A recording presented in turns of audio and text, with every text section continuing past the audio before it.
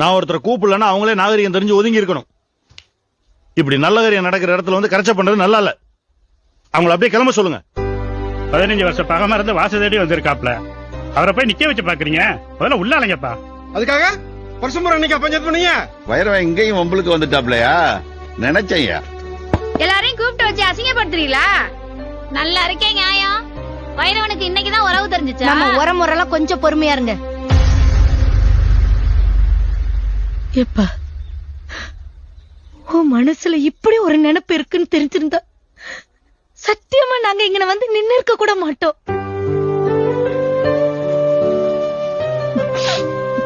வாத்தியார,